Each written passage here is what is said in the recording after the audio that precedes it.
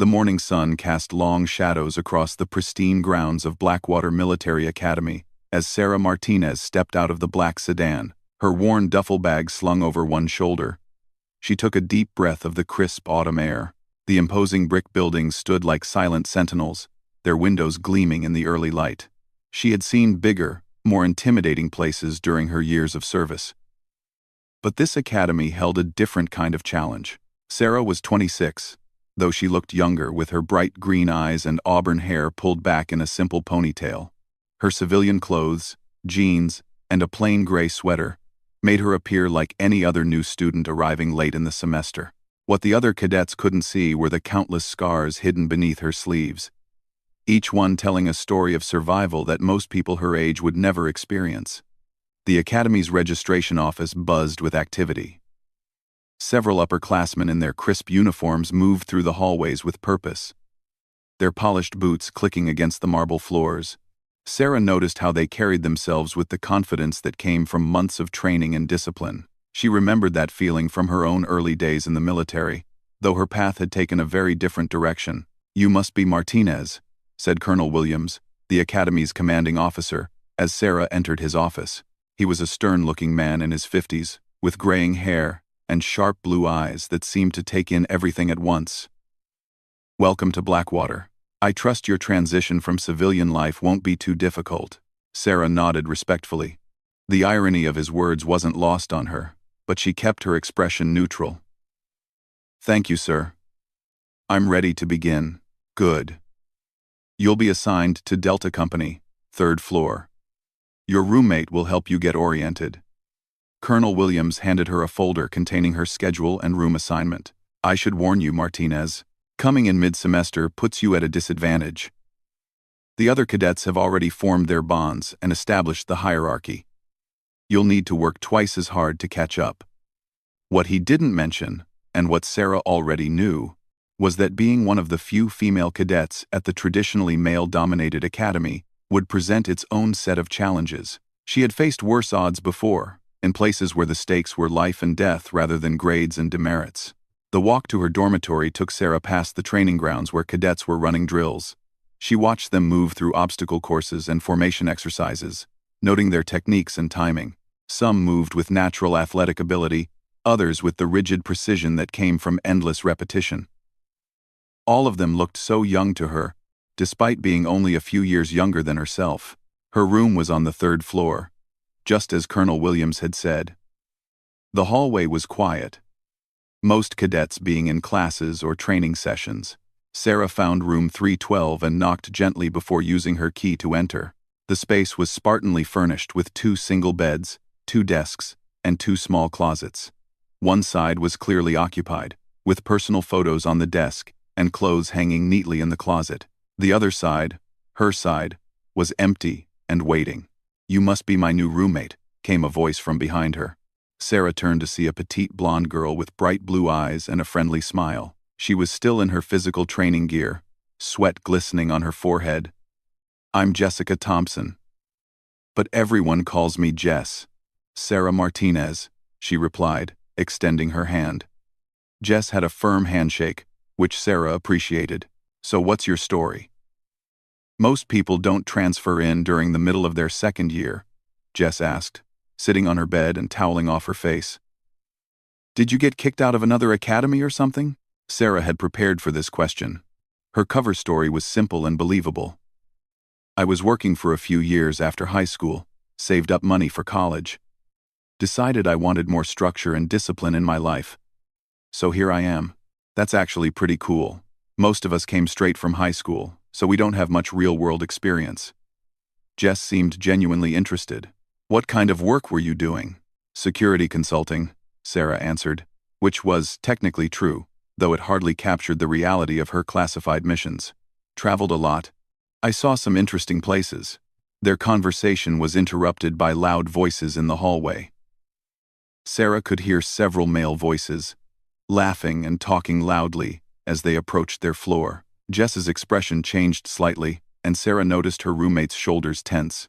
"That's probably Marcus and his crew," Jess explained quietly. "They're upperclassmen who think they run this place." "They can be. difficult. The door burst open without a knock, and 3 cadets in uniform strode into the room as if they owned it. The leader was tall and broad-shouldered with dark hair and an arrogant smirk. His name tag read Chen.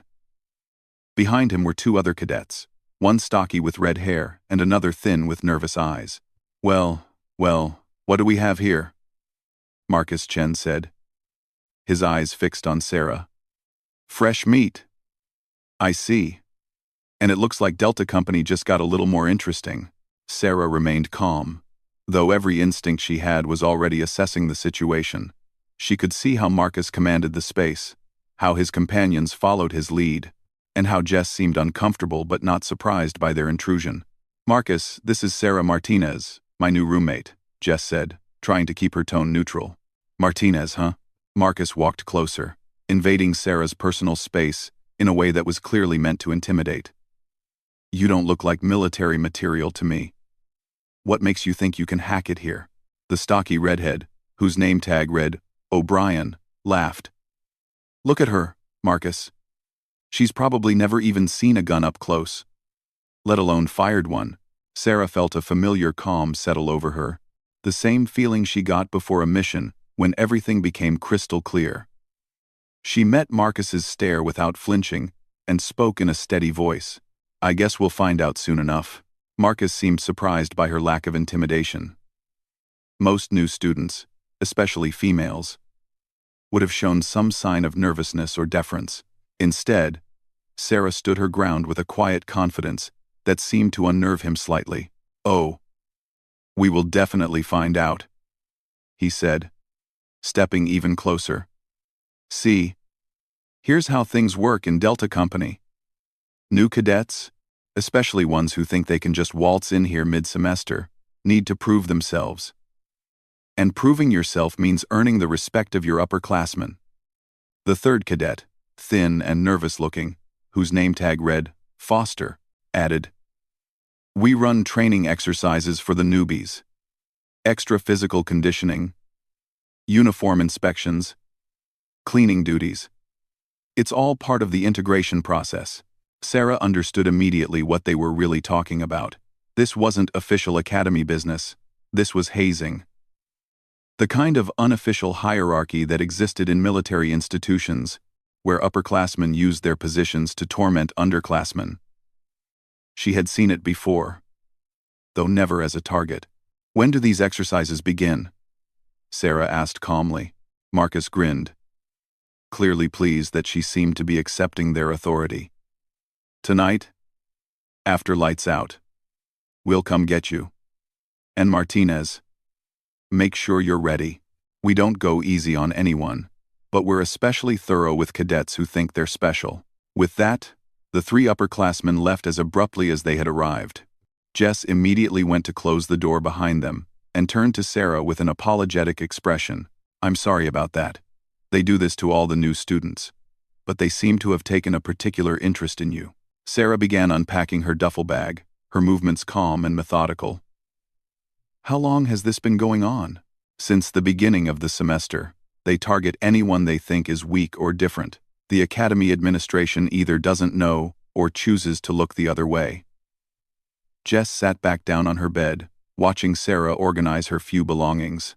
Most people just endure it, until they either break or the upperclassmen get bored and move on to someone else. "Has anyone ever fought back?" Jess laughed bitterly. "A few have tried. Marcus and his friends are smart about it, though. They never leave obvious marks, and they make sure it looks like legitimate training accidents if anyone gets hurt. Plus, they have connections with some of the instructors." Sarah hung up her few civilian clothes and placed her toiletries on the small shelf above her bed. Hidden at the bottom of her duffel bag were items that would have raised serious questions if anyone found them: a combat knife, encrypted communication devices, and credentials that would reveal her true identity. For now, those would stay hidden. What about the other cadets? Do they ever band together? Some try, but Marcus is good at dividing people. He rewards those who cooperate and punishes those who resist. After a while, most people just want to survive until graduation. Jess watched Sarah with curiosity. "You don't seem very worried about all this." Sarah turned to face her roommate, And for just a moment, Jess caught a glimpse of something in her eyes, a hardness, a confidence that seemed far beyond her years. Then it was gone, replaced by the friendly expression of a new cadet trying to fit in. "I've dealt with bullies before," Sarah said simply. "They're usually not as tough as they pretend to be." That evening, Sarah lay in her bed fully clothed, waiting. Jess had fallen asleep hours ago, but Sarah remained alert, listening to the sounds of the dormitory settling into nighttime quiet. At 2:17 a.m., she heard soft footsteps in the hallway, followed by a gentle knock on their door. She rose silently and opened the door to find Marcus and his two companions standing in the dim hallway, now dressed in dark clothing instead of their uniforms. Marcus held a finger to his lips and motioned for her to follow them. They led her through the dormitory's back exit and across the dark campus to an unused training facility. Inside, they had set up what looked like an improvised obstacle course using equipment that wasn't meant to be used without supervision. "Welcome to your first real lesson at Blackwater Academy," Marcus announced quietly. "Tonight, you're going to learn what it really means to be a cadet here." As Sarah looked around at the makeshift course and the three upperclassmen who thought they were about to break her spirit, she felt something she hadn't experienced in a long time. Not fear or anxiety, but anticipation. These cadets had no idea what they had just walked into. The real lesson was about to begin. But it wouldn't be the one they were expecting to teach. The abandoned training facility smelled of dust and old metal. Moonlight filtered through grimy windows, casting eerie shadows across the concrete floor, where Marcus and his companions had arranged their makeshift obstacle course. Sarah stood calmly at the entrance, her hands relaxed at her sides, while the three upperclassmen positioned themselves around the room like predators circling their prey. "Here's how this works, Martinez," Marcus began, his voice echoing in the empty space. "You're going to run through our special course. If you complete it to our satisfaction, maybe we'll consider you worthy of being a Delta Company cadet.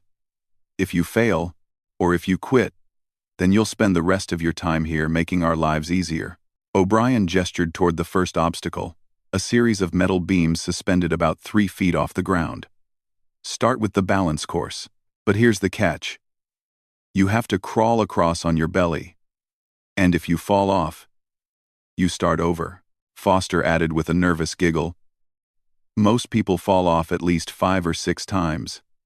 The metal gets slippery with sweat." Sarah studied the course with the trained eye of someone who had navigated far more dangerous terrain under enemy fire. The balance beams were actually quite stable, and the height was minimal. What these cadets had created was challenging for untrained civilians, but it would barely qualify as a warm-up exercise in her previous life. "Any time limit?" she asked casually. Marcus smiled coldly. "Oh, you're eager to get started? I like that. Yes. You have 15 minutes to complete the entire course. Most newbies don't even make it halfway through in that time." Without another word, Sarah approached the first obstacle. She dropped to her stomach and began crawling across the metal beam with fluid, controlled movements. Her balance was perfect, her breathing steady. She moved across the suspended beams like someone who had spent countless hours in similar situations. The three upperclassmen exchanged glances. Most new cadets would have shown at least some nervousness or hesitation, but Sarah attacked the obstacle with quiet confidence. "Not bad for a beginner," O'Brien said grudgingly as Sarah reached the end of the balance course. But that was just the warm-up. The second obstacle was a rope climbing station where they had removed the safety mats and positioned wooden blocks on the floor to make falling more painful. Sarah looked up at the 20-foot rope and grabbed it without hesitation. Her ascent was smooth and efficient, using a technique that minimized energy expenditure while maximizing speed. "Where did you learn to climb like that?" Foster asked suspiciously as Sarah descended with controlled precision. "YouTube videos," Sarah replied with a slight smile. "Amazing what you can learn online these days." Marcus was becoming increasingly frustrated by her calm competence. This wasn't going according to plan. New cadets were supposed to struggle, to show fear, to beg for mercy. Instead, Sarah was treating their carefully designed torment like a routine exercise. "Let's see how you handle the next one," he growled, leading her to what they clearly considered their masterpiece. They had constructed a crawling course using metal drainage pipes barely wide enough for a person to fit through. The pipes were arranged in a zigzag pattern, and from the smell, it was clear they hadn't been cleaned. Worse, they had filled the pipes with cold, muddy water. "This is where most people break," O'Brien explained with sadistic satisfaction. "You have to crawl through the entire pipe system. Can't go around. Can't go back. And if you get claustrophobic or panic in the middle, well, that's your problem." Sarah knelt down and peered into the first pipe. The opening was indeed narrow, designed to trigger anxiety in people afraid of confined spaces. The water was murky and cold, clearly intended to add misery to the already unpleasant experience. For someone who had crawled through enemy tunnel systems in Afghanistan, this was merely inconvenient. She slipped into the pipe system like an otter entering water. Her movements through the narrow passages were fluid and efficient, and she controlled her breathing to conserve oxygen and maintain calm. The three upperclassmen stood outside, expecting to hear sounds of panic or distress. But there was only the quiet splash of water as Sarah navigated their obstacle with ease. When she emerged from the final pipe, completely soaked but otherwise unaffected, Marcus's face had darkened with anger. "Lucky guess," he muttered. "But you're not going to luck your way through the rest." The fourth obstacle was designed to test pain tolerance. They had set up a gauntlet where Sarah would have to crawl under a series of increasingly low barriers while they pelted her with tennis balls. It was a classic hazing technique, meant to humiliate while causing enough discomfort to break down resistance. "Ready to quit yet, Martinez?" Marcus asked as Sarah assessed the setup. "There's no shame in admitting you're not cut out for this place." Instead of answering, Sarah dropped to a low crawl and began moving through the gauntlet. The tennis balls rained down on her back and shoulders, but she maintained perfect form and steady progress. Her pain tolerance, developed through years of actual combat and specialized training, made their amateur-hour torture session feel like a light massage. Foster threw his tennis balls harder, frustrated by her lack of reaction. "Come on, show us something. Cry, scream, anything." Sarah emerged from the gauntlet and stood up, brushing dust off her clothes. "Is that all?" Marcus was now visibly angry. This new cadet was making him look incompetent in front of his followers.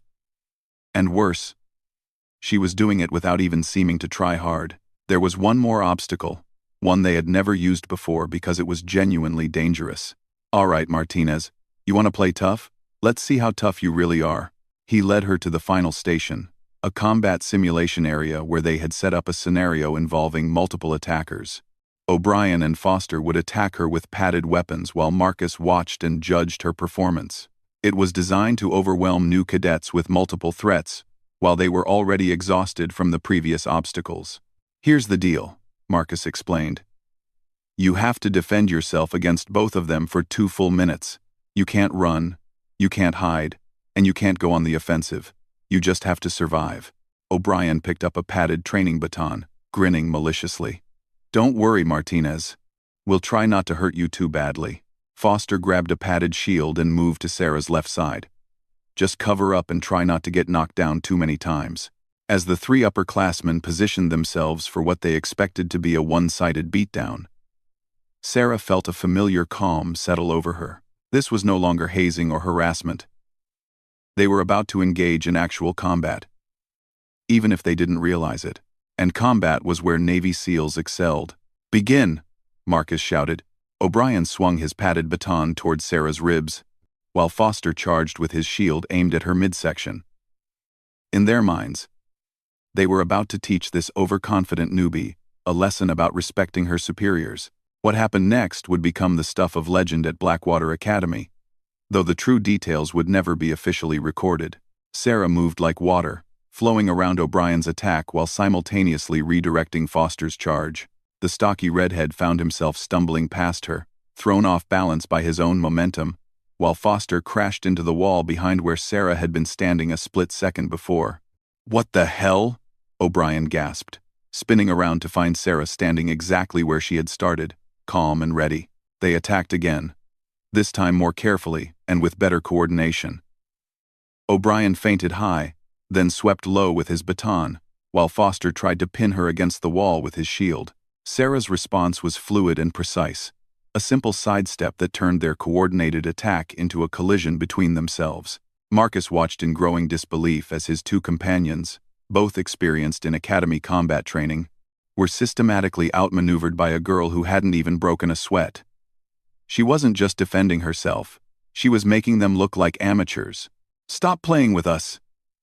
Foster shouted in frustration, abandoning technique for pure aggression. He threw his shield aside and rushed at Sarah with his fists raised. This was the moment Sarah had been waiting for.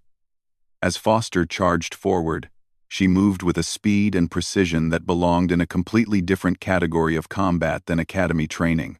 Her response was so fast that Marcus almost missed it. A simple redirection of Foster's attack that sent him sprawling across the concrete floor.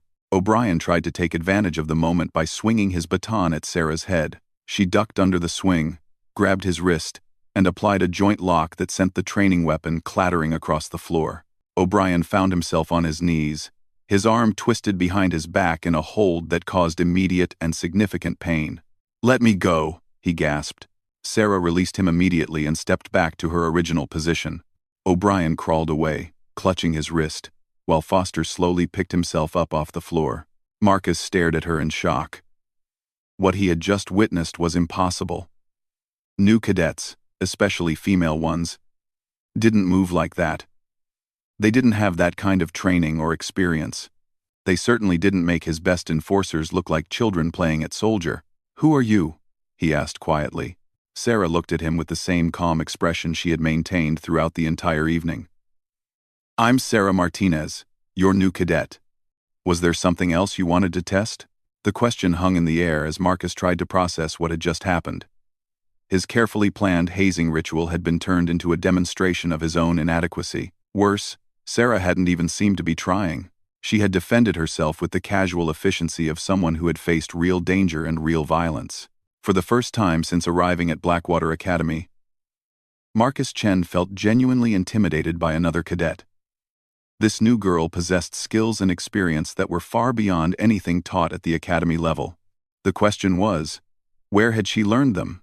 "We're done here," Marcus said finally, his voice lacking its earlier confidence. "Let's go." As they gathered their equipment and prepared to leave the training facility, Sarah remained standing in the same spot, watching them with patient attention. She hadn't moved to help O'Brien with his injured wrist, hadn't offered to assist Foster in gathering the scattered equipment, and hadn't shown any signs of fatigue despite the evening's activities. "This isn't over, Martinez," Marcus said as they reached the door. "I didn't think it was," Sarah replied calmly. After they left, Sarah remained alone in the empty training facility for several minutes, reviewing the evening's events. She had revealed more of her capabilities than she had intended, but the situation had demanded it. Marcus and his friends were no longer dealing with what they thought was a helpless new cadet, and that change in perception would ripple through the academy in ways she couldn't fully predict. The walk back to her dormitory gave Sarah time to think about her next moves. Word would spread about what had happened tonight, but the story would likely be distorted as it passed from cadet to cadet.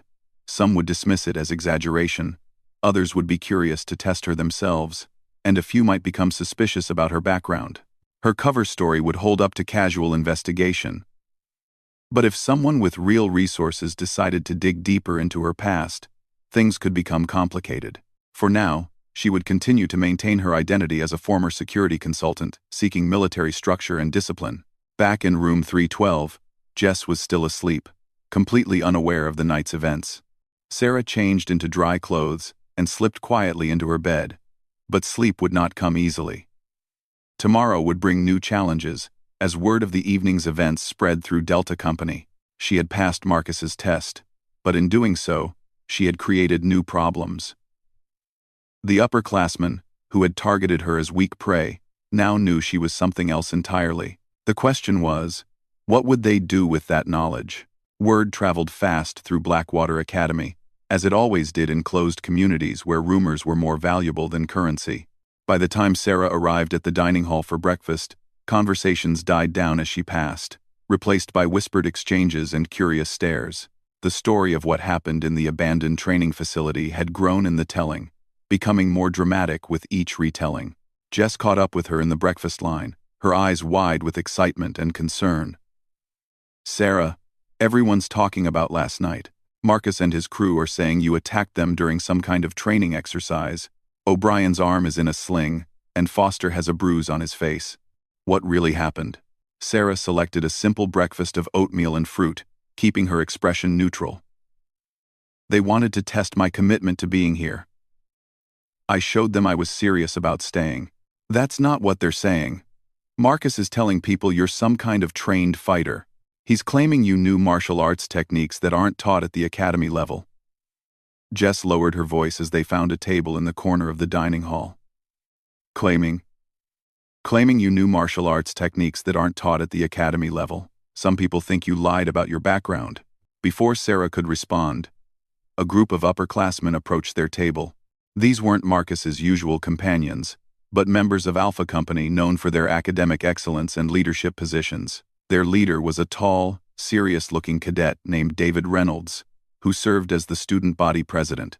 "Martinez, we need to talk," Reynolds said without preamble. His tone wasn't threatening like Marcus's had been, but it carried the authority of someone used to being obeyed.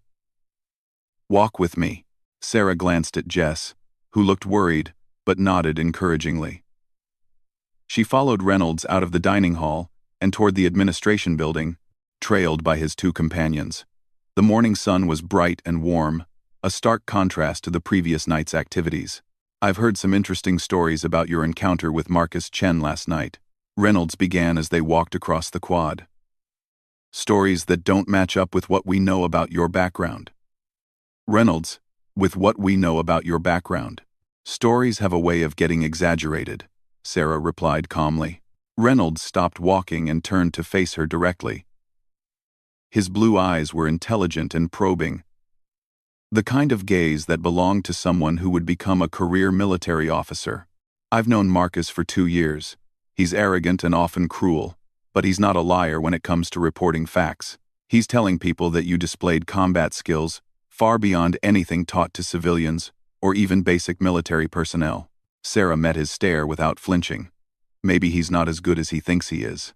"Maybe," Reynolds acknowledged. "Or maybe you're not who you claim to be." He gestured for his companions to give them some privacy, and they moved a respectful distance away. "I did some checking this morning. Your background story is clean, but it's almost too clean. Generic employment with a security consulting firm that seems to exist mainly on paper, no social media presence, and educational records that are technically accurate but remarkably sparse." Sarah felt a familiar tension building in her shoulders. Reynolds was more perceptive than she had expected, and he had resources beyond those available to typical academy cadets. This conversation was moving into dangerous territory. "I value my privacy," she said simply. "So do people with things to hide." Reynolds pulled out a tablet and showed her a photo that made her blood run cold. It was a picture of her from 2 years ago, taken during a mission briefing. She was in full combat gear, standing next to other special operations personnel. The image quality was poor and her face was partially obscured, but it was definitely her. This photo was taken at a classified military installation. "The person in it bears a remarkable resemblance to you." Sarah's mind raced through possible responses. Denial would be pointless given the evidence he was showing her. Attacking him would only confirm his suspicions and create more problems. Her best option was to find out how much he actually knew, and who else he had shared this information with. "Where did you get that photo?" she asked quietly. Reynolds smiled grimly. "My father is Colonel Reynolds, stationed at the Pentagon. When I called him this morning with questions about a new cadet with an unusual skill set, he made some inquiries. What he found was a heavily classified personnel file, with most details redacted, but enough information to suggest that Sarah Martinez is not actually a former security consultant looking for structure and discipline. The situation had just become exponentially more complicated. If Reynolds's father was making official inquiries, Sarah's cover would be blown within hours. Her mission at the academy would be compromised, and depending on how the information was handled, it could expose other operations as well. "What do you want?" Sarah asked. "The truth," Reynolds replied. I don't know why someone with your background and clearance level would be here, undercover, but I'm smart enough to realize it's probably important. I also know that whatever you're doing here, it's bigger than academy politics and hazing rituals. Before Sarah could respond, they were interrupted by the sound of running footsteps. Marcus Chen and a larger group of cadets were approaching rapidly, their expressions ranging from angry to curious. Word of Reynolds's investigation had apparently spread, and Marcus had decided to take matters into his own hands. Well, Marcus called out as he approached with his entourage. Having a nice chat about your mysterious background, Martinez? David here seems to think you're some kind of special forces soldier playing dress-up. Reynolds stepped protectively in front of Sarah. This is none of your concern, Marcus. Return to your quarters. Actually, I think it's very much my concern, Marcus shot back. This girl humiliated me and my people last night. If she's been lying about who she is, then she's made fools of all of us. He looked directly at Sarah, with eyes full of anger and wounded pride. So what's the real story? Are you some kind of government agent, military special forces, or just a really good liar who learned how to fight? The confrontation was drawing attention from across the quad. Other cadets were stopping to watch, and Sarah could see instructors beginning to take notice of the commotion. In moments, this would become an official academy incident, which would trigger investigations that her handlers definitely did not want. Sarah made a decision that would change everything. My name is Lieutenant Sarah Martinez, United States Navy, attached to Special Operations Command, she said clearly, her voice carrying across the quad. I am currently on an undercover assignment that required me to assume the identity of a civilian cadet. The effect of her words was immediate and dramatic. Marcus's angry expression changed to one of shock, then dawning realization of how badly he had misjudged the situation. Reynolds nodded grimly, his suspicions confirmed. The other cadets who had gathered to watch began talking excitedly among themselves. But the most significant reaction came from Colonel Williams, who had approached unnoticed during the confrontation. The Academy's commanding officer stood at the edge of the group, his face pale with the understanding that a classified military operation had just been blown open on his campus. Everyone disperse immediately, Colonel Williams ordered sharply. Return to your scheduled activities. Martinez, Reynolds, Chen, my office. Now. As the crowd reluctantly broke up, Sarah found herself walking toward what would certainly be the end of her mission at Blackwater Academy. The careful planning and preparation that had gone into her cover story had been undone by a combination of aggressive hazing and perceptive investigation. In Colonel Williams's office, the atmosphere was tense and uncomfortable. The colonel sat behind his desk, his hands folded tightly, while the three cadets stood at attention before him. Sarah knew he was trying to figure out how to handle a situation that was far beyond the normal scope of academy discipline. Lieutenant Martinez, he began formally, I was not informed that special operations personnel would be conducting activities on my campus. This is a serious breach of protocol. Sir, the nature of my assignment required complete operational security, Sarah replied. Academy administration was not briefed for security reasons. And what was the nature of this assignment? Colonel Williams asked. Sarah glanced at Reynolds and Marcus, both of whom were listening intently. Sir, I cannot discuss operational details in front of unauthorized personnel. Colonel Williams nodded understanding and dismissed the two cadets. After they left, Sarah found herself alone with the commanding officer, who was now responsible for cleaning up the mess her blown cover had created. The truth, Lieutenant. What were you doing here? Sarah took a deep breath before answering. Sir, Naval Intelligence had reason to believe that foreign agents were attempting to recruit Academy cadets for intelligence purposes. My mission was to infiltrate the student body and identify any suspicious recruitment attempts or security breaches. And did you find anything? No, sir. The investigation was in its early stages when my cover was compromised. Colonel Williams leaned back in his chair, processing the implications. So we have a Navy SEAL who was conducting a classified counterintelligence operation that has now been exposed to dozens of cadets. The operational security has been completely compromised, and I have no idea how many people now know that Special Operations Forces are investigating my academy. Sir, I take full responsibility for the compromise. I should have found a way to handle the situation with Marcus and his group without revealing my capabilities. What exactly did happen last night, Lieutenant? Sarah gave him a detailed account of the hazing incident and her response to it. Colonel Williams listened without interruption, his expression growing more concerned with each detail. So Marcus Chen and his companions attempted to haze a Navy SEAL under the mistaken impression that she was a helpless new cadet, he summarized when she finished. And in defending yourself, you inadvertently demonstrated skills that made your cover story impossible to maintain. That's correct, sir. Colonel Williams was quiet for several long minutes, considering his options. Finally, he picked up his phone and placed a call that Sarah knew would end her mission at Blackwater Academy. This is Colonel Williams at Blackwater Military Academy. I need to speak with Naval Intelligence about an operation involving one of their people. Yes, it's urgent. The operation has been compromised. As Sarah waited for the conversation to conclude, she reflected on how quickly things had unraveled. Her skills as a Navy SEAL had saved her from a potentially dangerous situation, but they had also made it impossible to maintain her civilian cover. The irony was not lost on her that the very abilities that made her effective in special operations had sabotaged her intelligence mission. When Colonel Williams finished his call, he looked at Sarah with an expression that mixed frustration with grudging respect. Your handler will be here within the hour to extract you. The cover story for your sudden departure will be a family emergency requiring immediate leave. Your fellow cadets will be debriefed and reminded of their obligations regarding classified information. And the investigation, sir, will be turned over to conventional intelligence assets who can operate without the complications that come with your skill set. Colonel Williams stood up and extended his hand.